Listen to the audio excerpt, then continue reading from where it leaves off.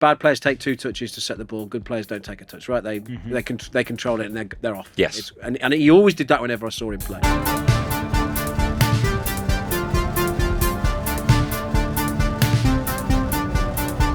Hello and welcome to Reminding You Why You Love Football, a podcast from Mundial that has, well over 40 timeless episodes you can go and listen to now. Welcome if it is your first time, and hello again if you're coming back. We've had a review.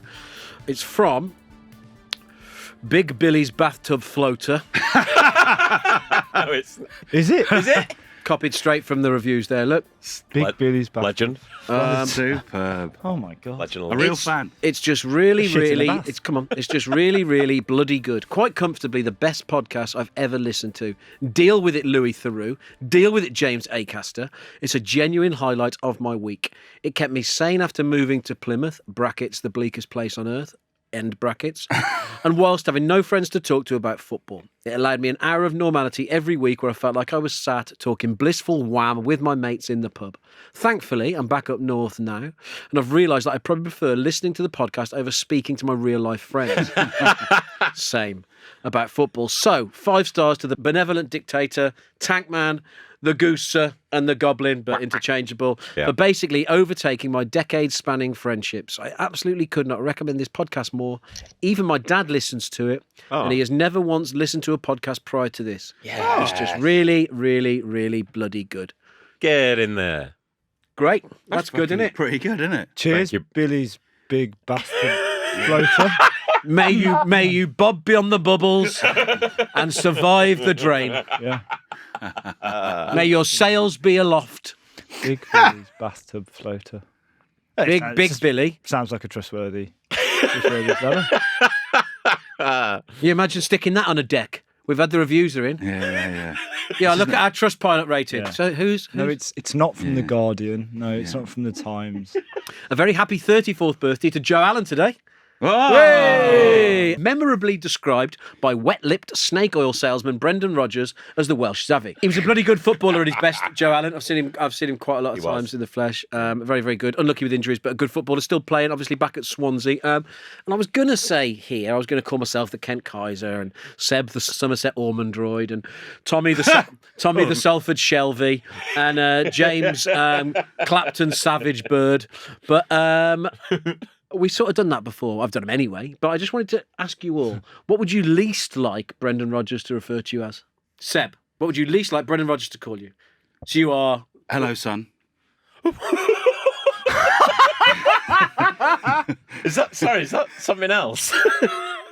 I want Brendan Rodgers to be my dad. That's what I mean. Different than like the Welsh Xavi, but that's really that's funny. fair enough. Okay, really Tommy? Funny. Quite simply, Chief. Yeah. I love calling people Chief. I do. Yeah. Certain people. As of 15 seconds ago. That's in the public lexicon now. We're all going to be using it. James, what would you like? I'd hate him to be like, oh, he's like a slimy otter the way he runs through that midfield. That accent was all right. Slimy otter. He's not Scottish. He's from Northern Ireland. I know, but that's great character. They have similar. The group are great today. Do you know what I'd? Go on. If he'd met us all at like some podcast awards, do you know what I'd hate him to call me? Birdo.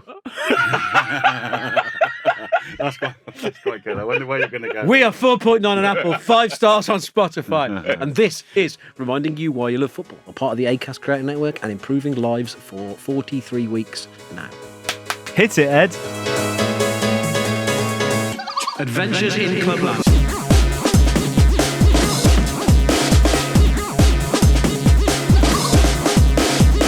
Adventures in Clubland. So today it is James Bird, who we found out this week. I've done an anthropological study on James Bird this week in a couple of meetings. He is unable to not touch his phone for more than 5 minutes at a time. Oh. It's a sickness. It's not just my phone. It's things. It's things. I need things. I need to be chewing gum or drinking coffee or playing with Seb's elbow like this. Yeah. Oh. I'm going to cure you of this like they used to, like old school witches, like old witches. Dunk 'em. I thought you were going to go with the chair. I'm going to get a dunking stool for you, Birdo. I like being submerged like that in water. Oh. Do you? Do you? Yeah, you feel reborn. That's interesting. Oh God! Imagine you. Maybe we could do that as a feature. You go around Alisson Becker's actually baptises you in his pool. Me. Yeah. Fine. God, you'd turn as well quickly. You'd be out knocking on doors every Saturday. Matilda. No, Matilda. No, Matilda. We can't go to your favourite bistro. I've got some heathens to turn. Yeah. Adventures in Clubland. Heathens. I am taking us to the summer of 2012. Oh, glorious summer. Not for the Olympics, No. but for Romelu Lukaku arriving in Smethwick. Oh. Yes. I like that. To West Bromwich Albion, yeah. To Steve Clarke's Wonder Boys. He leaves Chelsea, unknown, for West Brom in the summer of 2012. Now, this is West Brom's third season in a row in the league. They've had Roy Hodgson at the helm. And Steve Clarke takes over. Now, this West Brom team has got some sort of iconic West Bromwich Albion players. You've got Graham Dorrans in there. Mm. You've got Shane Long. Yes. You've got Pete Roddenwingy. Oh. You've got Chris Brunt in there. Ah! You've got Yusuf A Baggies hero. Malumbu in there. You got Zoltan bloody Gira. You've got Zoltan have, Gira in there. Correct. Yes. Correct. Great. So this is an iconic West Bromwich Albion team, and Lukaku joins. He's only 19 years old, and he rocks up in Smethwick. West Brom are about to have their best season ever, actually, in the Premier League. They finished 8th this year. And, Blimey. The young Romelu has got quite a lot of competition up top. Odemwingie is a good player who's playing well. Shane Long. So he's not guaranteed a start here. But in the first game of the season against Liverpool, he comes on in the 68th minute. West Brom are 2-0 up. And by the 77th minute, they're 3-0 up. Romelu has scored 10 minutes into his debut. And it's a good goal. He's in between the sticks on the 6-yard box. He's waiting for the ball, and it's a powerful header. So Lukaku does well that season. He starts 17 games. What was mental was he'd done nothing at Chelsea, and everyone was sort of looking at him. And people had heard about him, and then all of a sudden it was like, oh fuck me, that's where they've signed him. Yeah, It was like electric. Like watching him, it was as good as a Premier League loan gets. It was one of those classics. Young, we did Sturridge, didn't we? We talked about Sturridge and Wilshere going to Bolton. Course, And I think this is exactly that. And this might be one of my favourites. People forget youngest. I think he's the youngest player ever to get to 100 Premier League goals and stuff like that. Oh wow! So that season he starts 20 games. He scores 17 goals in the league. Three of those goals are included in Sir Alex Ferguson's last game. Oh, the mental 5-5. A 5-5 thriller. Yeah. Football, bloody hell! Lukaku doesn't actually come on. Lukaku doesn't come on until half time in that. Yeah, and Baggies are 3-0 down at that point, and Lukaku comes on, and there's a brilliant little video of Lukaku watching this game back that was on MUTV when he started playing for United. Yes. And he says, I turned 20 3 days before this game. All my mates from Brussels, from the neighbourhood, had been over. We'd been partying all week, and I was tired. I was tired. Half time, they go in 3-0 down, and the interviewer says, "Well, what did Steve Clarke say to you?" And he's like, "He just said, go out there and show yourself." And then Romelu does go out there and show himself, and he scores a perfect hat-trick. The first was brilliant right foot finish for our corner. Second one, darting through defence, left foot into the bottom corner. And the third one's sort of a header scrambled over. So he does really, really fucking well. West Brom fans obviously love him. 19, turning 20, quick, clever. He's always in the right position. Yeah. He's not one of those players like Hwang for Wolves. He follows in the ball at the right position. And of course, this is before Everton, the following season, which is where he goes on loan the following season, and again does well. It's before Inter, and it's before the return to Chelsea. Before Man United. Before Manchester United. No, Everton, he has 3 or 4 years. He does. Everton, where he's fucking brilliant. They got him for a steal, didn't they? And so, then Mourinho annoyingly told him to beef up because he wanted him as a target man rather than what he should be. This is what I want to get to, and the real reason, other than Romelu Lukaku making my best friend, who's a Baggies fan, Josh Chadwick, very, very happy for a season. Which, if you've met Josh, isn't easy. Yeah, in a season where the Baggies do very, very well. But I think it's because what's happened since. Yeah. I was fucking heartbroken watching it, Belgium in the World Cup, the game where he came on and he didn't just miss chances. He blocked the ball twice on the opposition's line. And I was pretty heartbroken by that because I've seen all the fucking memes. I've seen the nonsense of people talking about Romelu Lukaku, about his touch, about his weight, about what he can and can't do. And I mean, you'll know this as a Manchester United fan. He might not have had the greatest time at Manchester United. He's still, at every fucking club he's ever played for, has scored at least one goal every 2 games. I think he had a good. I think he had a good first season. He did, and I remember me and my brother a specific game where we were. Rex, we usually in the Stretford end, but we got some different seats that were on the third row, and we were about 3/4 up the pitch. And we were watching Lukaku, and it was during a time when he was getting heavily criticised in the press. And a lot of it was for his touch. And we were watching his touch. His first touch, his presence, and his movement off the ball, his running between the lines, as he should be playing, as he was playing for West Brom. Yeah. It was Mourinho who's, like I said before, instructed him to put on weight, to get bigger, to be a player that he wasn't. But I thought his touch, I generally enjoyed watching him. I mean, the old, when people say nowadays, I saw a bit of him when he was at so-and-so, and it's normally bullshit. Yeah. Well, when Lukaku was 16, at the time, I was watching quite a lot of football on streams and writing scouting reports about players to get loads of internet clicks. Nice. And I'm not saying we invented it, but we were certainly doing it before a lot of the tabloids and stuff like that. So we were going and watching, so anyway. But I got obsessed with watching Lukaku for Anderlecht. He's just fucking brilliant. Yeah. I was so excited about him coming to England. Less so when I found out he was going to sign for Chelsea because they were his club and he was Drogba was his hero. But what I think now, if you look what happened at Inter under Conte, when Conte sorted the system out to fit him. Lukaku was also never been fitter, he said. He was fucking fit. He lost all that weight he'd put on at United. I think he lost 8 kilos or something. Yeah. And that's a lot, isn't it? He said the nutrition and everything was just totally different. But more importantly than that, they built a system to fit his style of play. And I almost think that might be what his problem is now. Is that, can a top 2 club afford to build a system around such a fairly unique player who has got a great touch, who manoeuvres himself very well, good finish, all the things we know about Lukaku. Because it's almost impossible to replace him in the lineup. So how'd you get a backup for him? Yeah, that's so true. So where he can maybe go to Roma, who aren't top 2, let's be honest, they're top 6 club, if they get back there, and he can be the fucking main man, but I think he's doing well. He scored 10 goals this season. He got them through the Europa Conference recently. The Rossi's playing him, and he's got Dibbler around him. I think his career has been ruined by negativity, and I think it's a shame. Yeah. And also for Belgium, fucking hell, that aside, what you said before about the recent World Cup. It was horrible. He has had some brilliant performances for them in tournaments. He's scored 60 goals or something, hasn't he? Yeah, exactly, yeah. Is he still, are him and Megan Thee Stallion still stepping out?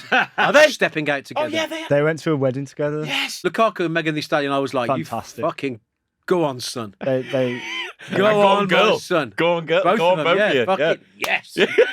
What a power couple. I was thinking, look at them two. They looked fucking amazing at that wedding together. They looked sensational. They did. So let's be positive about Romelu, because I've enjoyed watching him play football. When the inevitability of him moving onto the ball, and his touch was always good, and it was always setting him up for his next touch, whether his control was setting him up for his first touch.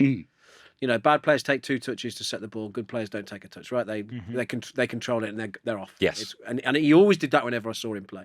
Yeah. But I think you're right. When he started becoming a target man, it changes, doesn't it? Because when you're used to playing on the half turn and fucking playing along the line and looking to get him beyond, you're on the half and your touch is probably fairly regularly quite similar, and it's taking it into your stride to go and finish. Whereas if suddenly you're being asked to do this, and you're getting the ball hit fucking here and here and here. Yeah, exactly. A fucking freak like Zlatan, who likes doing karate kicks to control the ball and show everyone how supple he is, he's going to take that for a challenge. Lukaku's probably thinking, fucking get me in behind here, will you? I'll go and score. Yeah, exactly. What are you asking me to do this for? You're fucking mad. But I remember watching him at United, and he was 50 yards marooned from everyone else. It would get it up to him, make him hold it, because Mourinho was playing I know we sound a bit like the Haunted lads here. No, yeah, you're right. Mourinho was playing such a low block because he didn't want to concede, and by this time he was starting to go mad, Mourinho. They were just they'd fucking try and then get players up around him. And he'd sometimes have it for about 10 seconds. And guess what? 2 Premier League defenders would usually be able to get the ball off him. He was lonely. He was isolated. He was abandoned, yeah.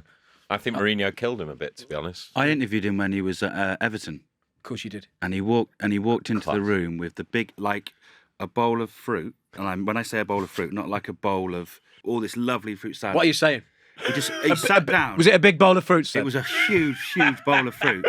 He put it down. He went, "You don't mind if I have a little bit during the interview?" And I was like, "No, you." That's no crap. I won't be able to taste it, but you crack on. Yeah. And this is when he was obviously still quite young. His focus and determination to be a world-class player or a brilliant player. I thought you were going to say his focus and determination to eat every piece of fruit in that bowl. No, he did. So by the end of it, because it was Any yogurt or anything, or just straight up? No, straight up. And man after my own. And he this determination and focus to be a brilliant footballer, which he may not have done so well at some clubs, as we've just discussed, but he's arguably 60 goals for Belgium. He's played for some of the biggest clubs in Europe. He's a brilliant footballer. What I love is that West Brom fans will carry him in their hearts forever. Yes. You know, he will have been one of the best players they'd seen at the club for a while, because they've been that down in divisions and stuff like that. Obviously, had the great strikers in the 80s and whatever else. And they'll defend him. I bet you West Brom fans getting arguments about Lukaku all the time, going, "Fucking fuck off, mate. He was great." Yeah. Do you know what I mean? And I love that. I love when those sort of things, they're not together for very long. Yeah. But he gave them something they didn't have, and gave them fucking lots of amazing moments in that one season. And they've been up and down again since then. Do you know what I mean? Yeah. But, And as we've said a few times about players we've done adventures on, a football manager legend. They were saying it from the age of 15, 16 or something. You could sign him very early, and he was one of those football manager players who did fulfil the potential. good one, James. And that answers the critics that say we have too much Wolves in there. Putting a bit of Wolves as local rivals.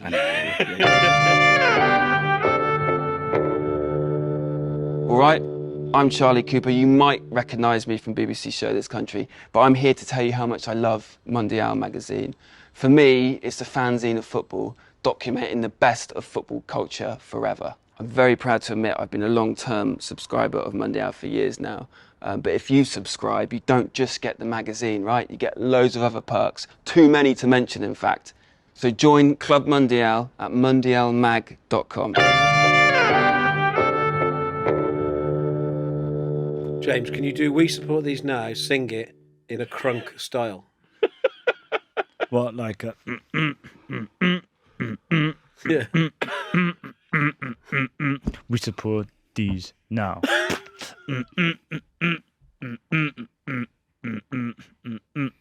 We support these now.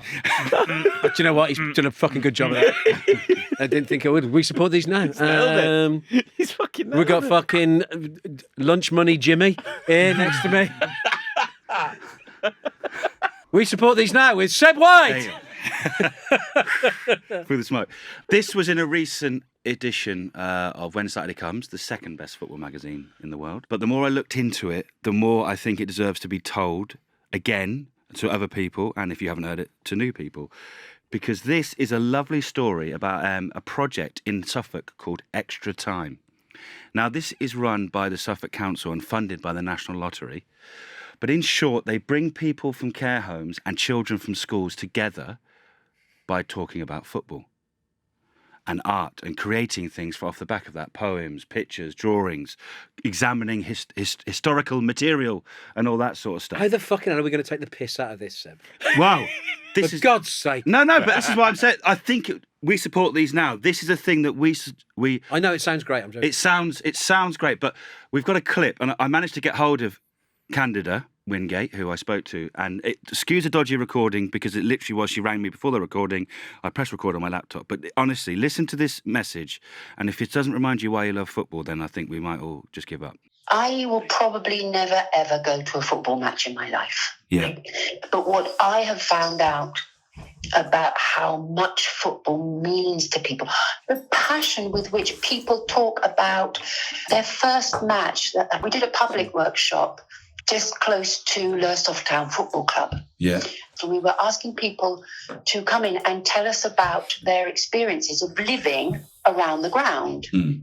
And you had people who came in. There was one lady who lives alone, and she said, but I really like, and so she's got the football crowds going up and down her street. One might assume that she has a certain reaction to that.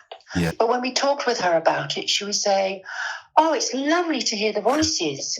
You can always hear when they've almost scored a goal, or where the referee, he used some ripe language. Yeah. And she actually said, you feel less alone because you can hear the noise from the stadium as the teams are playing. There's so much scope for this to be developed. So, yeah. Is Candida Wingate from a Pathé video? I know, it's brilliant. She sounds like she was 80 in 1972. But this is the thing. Like she says very clearly at the beginning of the clip, she has no interest or knowledge of football whatsoever. But the project, obviously, the first thing that struck me when I read about it and found out more about it was bringing generations together, you know. This will make Tommy cry. 7, 8, 9-year-olds. 7, 8, 9-year-olds talking to people in care homes, but all through football. And it was just lovely. And the more and more I found out about it and how big and important it is becoming in the Suffolk region, I thought it's got funding until in Suffolk till then. But obviously the reason I wanted to mention it and talk about it and celebrate what it is. Oh God, you've not started one up in Ham, have you? No, not yet. No. The reason it all started was because a girl was having a conversation in a different project she worked on, and she was saying, "I'm looking forward to going to secondary school, but I can't play football." And the 83-year-old woman in a care home was like, "They didn't let me play football, but they will let you play football now." Oh. And it was just like the cross-generation thing. Of how it's connection. That's it. And what it does is it's like there's so much bad about football, which we all know and we all see on a daily basis. I see less than you lot because I'm less on social media. You know, when you're saying about memes before, I hardly see any memes anymore. It's fucking great. Just the one Seb sends. Just the one Seb sends. Yeah. Which usually Facebook links. They're normally fairly rudimentary, but just boring. But it is. It's connection, right? And, that imagery though of the old woman, like you kind of felt that from her perspective, the way she was describing it. Yeah. Feeling less alone when the football fans were walking down the street. That was the bit that got me. I think this is a wonderful project. I think it's a wonderful, and I just think it's one of those things that wouldn't necessarily hear too much about, but I just think, it shows the emotional connection of football across generations, intergeneration, and I just think that when people are doing stuff like this, and it's partly funded by the National Lottery, isn't that a lovely thing? And again, it's all the stuff they do afterwards, all the creativity they do, write poems, do pictures, and stuff like that. I think it's and another. I think it's wonderful. That's what we should support it, and I think everyone else should. Support another James Bird idea stolen from the airwaves. Talk to your older relatives about football. Well, thank you, Candida. Well, it moves on a little bit, but I think again. Well, who's to say you haven't stolen it from her? Yeah. Well, because it was about 3-4 months ago when Saturday comes. So yeah. Oh, you've been rumbled. No, but that sounds great. It's beautiful, that. Yeah, I like cross-generation. There's loads more stories like that. Lovely stuff, Seb. Great. We support Extra Time Now.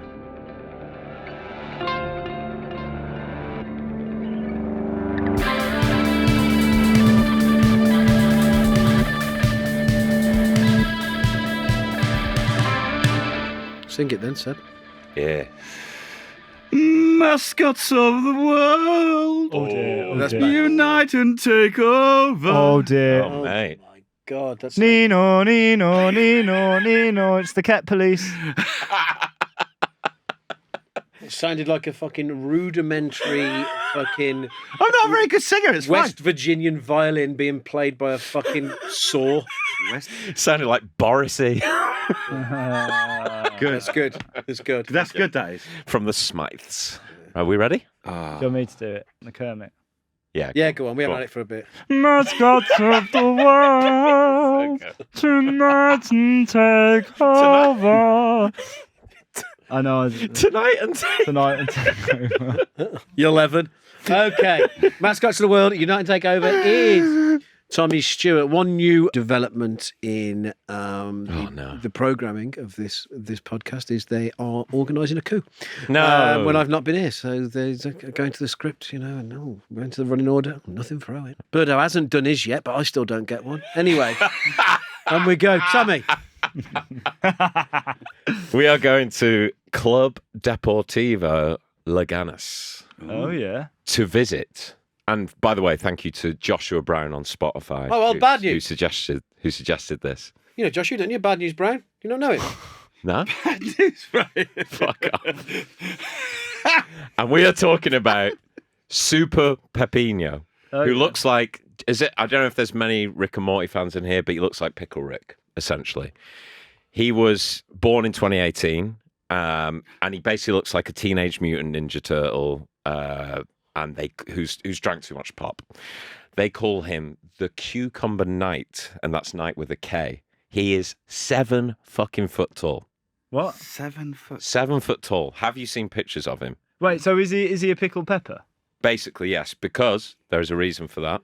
Leganés are nicknamed Los Peperinos, The cucumbers. or the cucumber growers, in reference growers, yeah. to the city's agricultural history supplying fruit and vegetable to Madrid. A long time ago, I did a list in the magazine about food-related nicknames. Yeah. Food-related nicknames for clubs, and they were on it. They're the basket of Madrid, then, are they? Yes, so he's basically a lovable cucumber. He's really naughty, really fucking naughty. He keeps going missing. They keep doing social campaigns, What putting type of up silly posters. situations does a 7-foot-tall cucumber get himself into? Well, you say he's naughty. Come on. Capel. Well, he does Carpool. things like this, which Look at him. I think we should put the link somewhere for this. He has a Maud Flanders moment. That is a Simpsons reference for when she gets basically killed by a T-shirt gun. He doesn't quite kill someone, but God, yeah. he gets close enough. Oh! He just shoots him out of the stadium. Well, Super Pepino shooting some T-shirts. But look at the fan reactions. Towards fans who then have to turn to see it go miles outside In the fact, stadium. it looks a little bit like those Leganés fans just there were signalling a 6. It does, actually. And what we can get into there as well, the La Liga Mascot Olympics, which was a great success. Leganés actually hosted it. It was basically, their whole club seems to be focused On the mascot. He's big. on this guy, yeah. Yeah. He only came about in 2018, but since he's come about, their socials, everything, and they are currently top of Segunda. So he is having the time of his life at the moment. Ah. But let's have a quick look at some Mascot Olympics. Maybe they this knew is that only football 40 seconds. podcasts in the future would struggle for things to talk about. Well, look. And sadly, though, I should say he came 12th out of 16, so he didn't do as well as he It's hoped. the taking part that counts, Tommy. That's what I But this learned is at very school. much based on the Blast, I would say, the Blast sort of mascot race. So for everyone listening, there are large groups of children Yeah. shouting things as mascots race onto the pitch. People putting bets on as well. Oh, look, there's a fox. Tossing the cucumber. Oh, my God. Look at that. Go back one. Whoa. Imagine the... That's like fucking Tommy's grinder. fuck. Which was the one? Fucking hell. It's like Tommy's grinder. Yeah, a couple of furries. No, they scare me. Couple of furries, couple I saw of something- bears, But- and a 7-foot cucumber. Yeah. The key Yeah. thing there, amongst all the madness, he is the one that stands out. Of course he is. This course he is. mental. It's a fucking cucumber. I know, that's what I mean. It's insane. Oh, my God. It's He wears the number 12. I don't really know why. He wears a cape. Is there any reason why he wears a cape, by the way? Just because he's called Super. He's a Super super. Pepino. Just because he's super. He's yeah. a superhero. Come on, Seb. No, no. It's the Marvel generation. Catch up, It's mate. the Marvel Sorry, generation. no. There was also, when Barcelona signed Brathwaite, Oh, which God, was do you off remember him? Leganés, Yeah. their way of having a dig back at Barcelona in a very sort of friendly way. So they put out a social post, Leganés, saying, once again, Yeah, a picture of him. He's a deranged individual. January window approaching, lost their star player, but losing your mascot, that doesn't happen much. They needed Super Pepino for their promotion push, and they put out a post saying the identity of the club that has deposited the payment in the offices of La Liga is not yet known. And this is basically a metaphor for the Brathwaite situation. 'cause it was Leganés will not be able to sign another mascot until next season.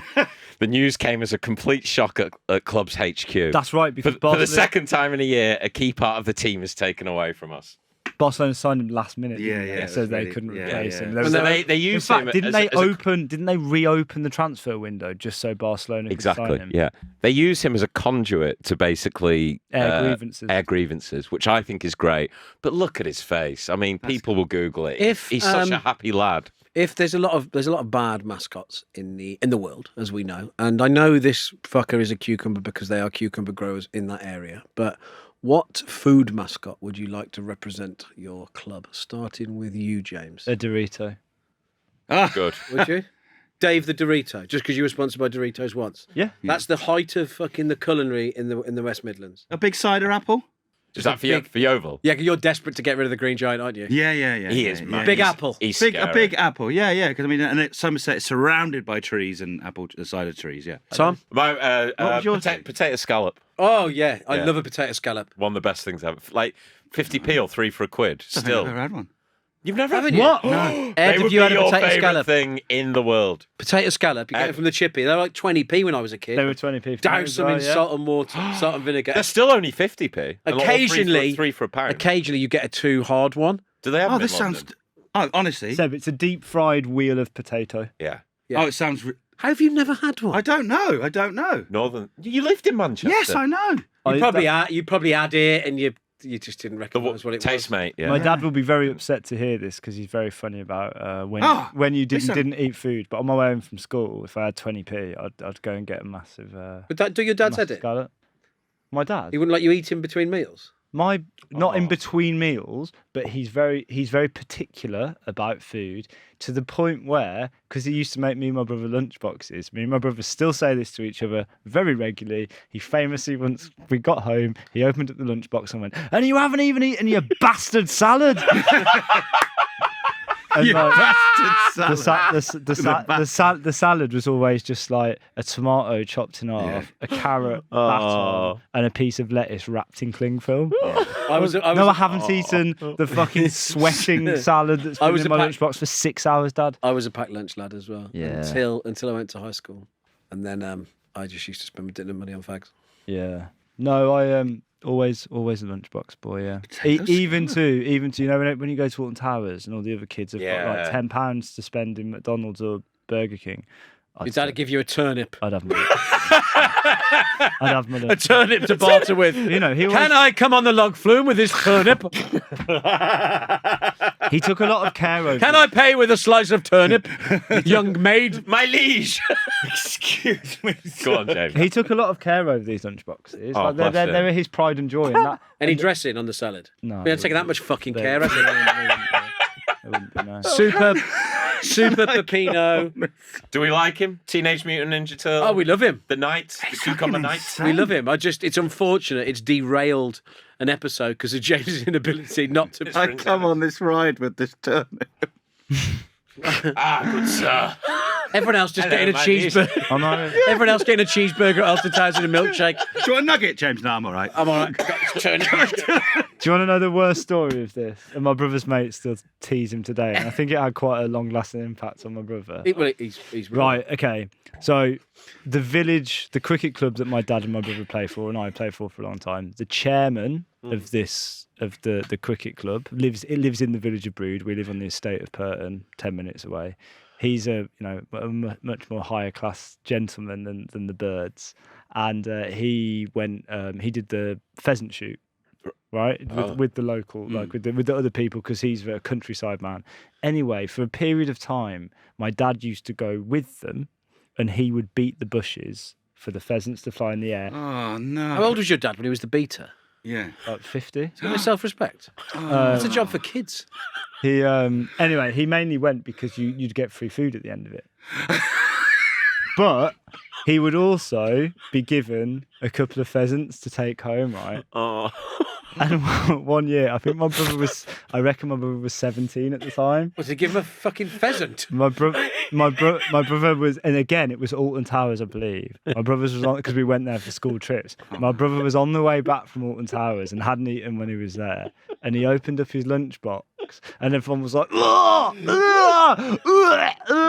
that?" And my dad had made some pheasant pate and put it into the lunchbox. Oh, my God. Can you imagine the smell? It had just been roasting in my brother's back all day, and everyone on the coach was just like, "Oh, God, it makes me oh, what's that? Oh." Tom said he was near the back of the bus, and the driver at the front was even going like, "Oh, what's that? What's that smell?" Did they give him a name off it? Was he like Smelly Bird or something? Remember, Pheasant pate. yeah, I think it's had quite a long-lasting impact on Tom Pathé. Well, That's amazing.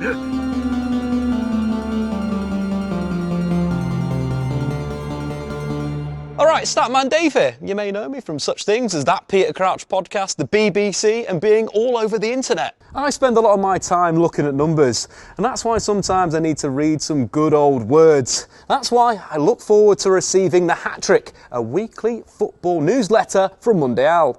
Stories about heroes and villains, love and hate, last-minute winners, mad shirts, all delivered to your inbox. Sign up to the Hat Trick today at mundialmag.com.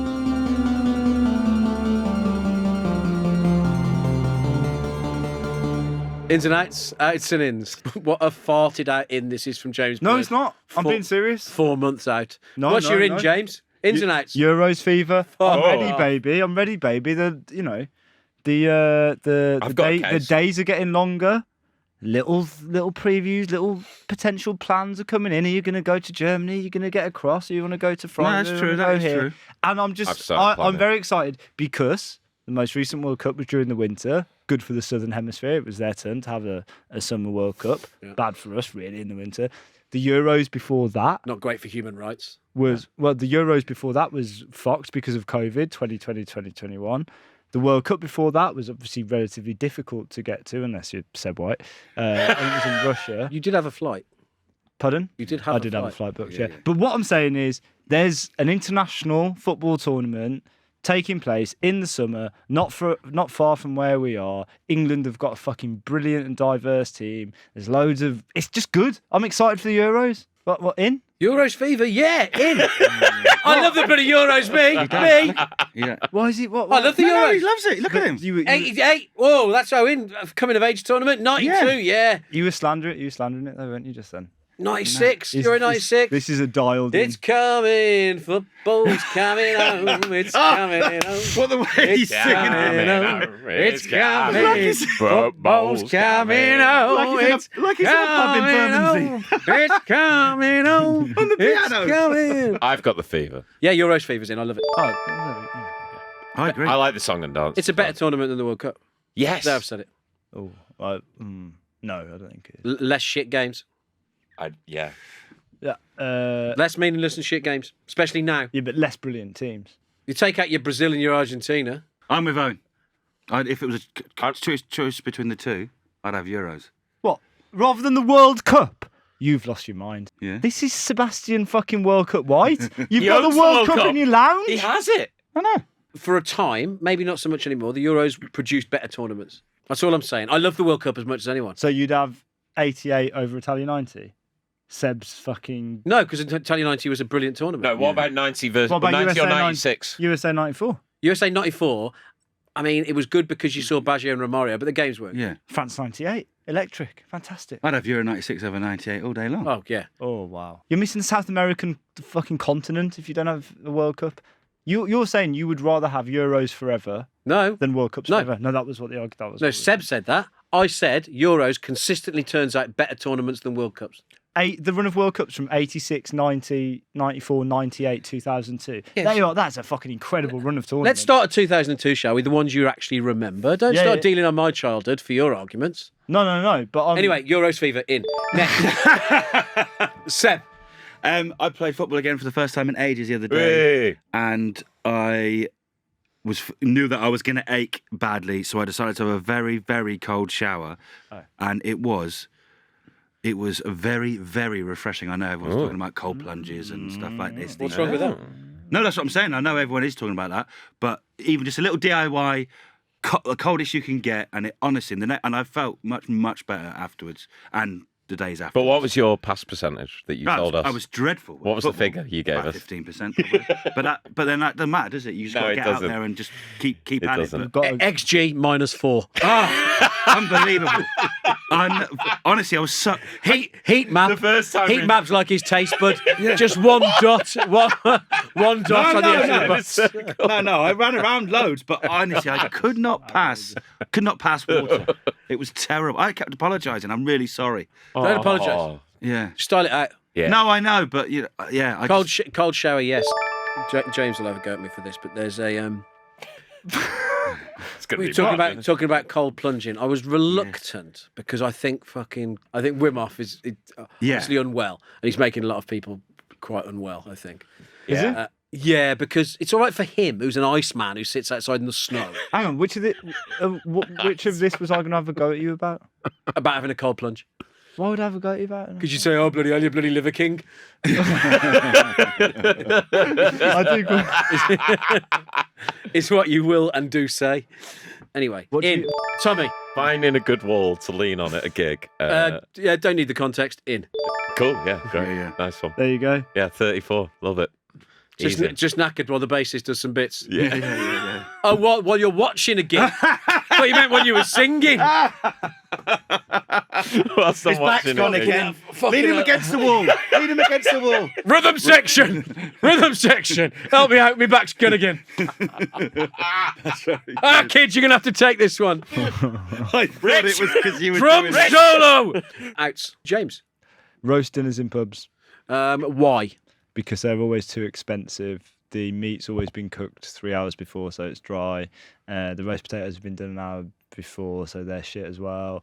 The gravy's Sounds like you just go to shit pubs, mate. always too watery. I just think it's very, very difficult to get a roast dinner right for huge amounts of people on a cascading time throughout the day. I mean, and in London now they cost minimum £18 especially. Yeah, but I think that's been the way for a while. I sort of agree, but like, I just think they're too expensive, and I think that there's a good one near the Oval. I'll do them at home. Listen, from now on. yeah. Yeah, that's fair enough. That's fair enough. This is how your dad started. I'll put them out. Seb. The smell, I've quite enjoyed doing the washing up lately because our dishwasher broke ages ago. I haven't been asked to get fixed. I love doing the washing up. Just sitting there looking at the birds with the bird feeder. What Seb's done here is Tommy had something in the running order for this. Seb's just usurped him and hoped I'd say it first. No, I thought it'd be good. You'd be It's fine. like that You'll be fine. midfield blunt rotation But you did a couple of weeks ago. the washing up gloves that I've been using I've been meaning to get some new ones. I haven't, and they do leave let's just say a tangy residue in the old nostrils. So yeah, it just sort of I feel really nice. I've sat and watched the birds at the bird feeder. I've washed everything up really hot because I've put it on really hot because I've got the washing up gloves on, and then I take it off, and then my hands just like Why don't you just? Why are you just wearing? Why are you wearing washing up gloves? because I make the water like boiling. Why? Because it's just I quite like it. I feel it feels really But not- clean. I'll put it out as long as you never talk about anything like that again. Okay, fair enough. I think the best thing about doing the washing up is how clean your nails are after you've done it. Oh, Anyway, Tommy. the smell of shared goalkeeper gloves, What? That is very similar. which I put in on fucking Tuesday AM in the fucking script. I like to goal keep without the gloves on because it cleans. It is. No, Tommy, but I did it because I saw that and went, that is one of the worst smells ever. I just wish I'd been asked first and you had to go after me. But hey, life. Mine is the smell Is of. that? Yeah, mine is the smell of shared boxing gloves. Oh. No, it's not. I'm not also They going to don't do it. share do they? They would smell though, wouldn't they? They do, yeah. Oh, They do stink. Because goalie gloves do. seriously, When someone goes, "Yeah, I have some." You know the gloves," ones that go around the and you're like- team, like just the Yeah, cheap yeah. Sports Direct ones. The one you're like like- because I have my own, but like fucking, I just got a whiff of them the other day. Like, I was like, Get no. mitts out. Well, when I played, I've gotten out grown men, in this case Tommy Stewart, Oh dear. posting clips of themselves Oh no. killing themselves to stop an 11-year-old getting the joy of scoring a goal. That was Rich's shot. Like flying across the goal, sliding. Looks like he was stopping That a was kid scoring a goal. That was Rich's. Was this Fair the whole? enough, Was this fair the enough. whole? I wouldn't do it for the kids, but Rich, yeah. Was this the wholesome hotel football match? Yeah, you were Rich. talking I about? had to beat Rich. I had to beat You not Rich. seen the clip? Oh, He nearly killed himself to to get there. save though. I mean, It you is should have seen him at that tournament that we spoke about a lot, the Edcast one. It was. He's only considered one goal in 90 minutes of football in Manchester. in 6-a-side. 6-a-side, With with bouncing walls, yeah. Do your defenders kiss your head before we start the game? My outs, I don't know. I haven't got one. That's good. I haven't got You one. had a good week. I just do the same shit. Is this your No, in a out? good way. Ah, In a good nice. way. I'm just very dependable. Eat at similar times. Go to work. That's pretty much the same day. Walk the every dogs. Week. Walk the dogs. Yeah. I love those. Go to on your the Insta story. gym. Watch the telly. Counsel Seb. Yeah. Like clockwork, that is. The listeners know already, yeah. Like clockwork, that is. Oh, it's Friday. Oh, here he goes. He's had a bad week. Step in early before Birdo needs counselling. Stuff like that, you know. I don't have men's mental health. No, the issue. This has been fucking a mess. An absolute mess. Reminding you... A glorious mess. Featuring James Bird, Seb White, Tommy Stewart, me, Owen Blackhurst, Ed on the wheels of steel. Him and Tommy are off to play the guitars together now. Are you actually? I mean, I could cancel my date. I thought it wasn't a date. No. I thought it was just a catcher. Recorded at Spiritland. Please rate, review, share, buy Mundial magazine, and keep us all in jobs. Love you, bye. Love you, bye. Thank you. Bye.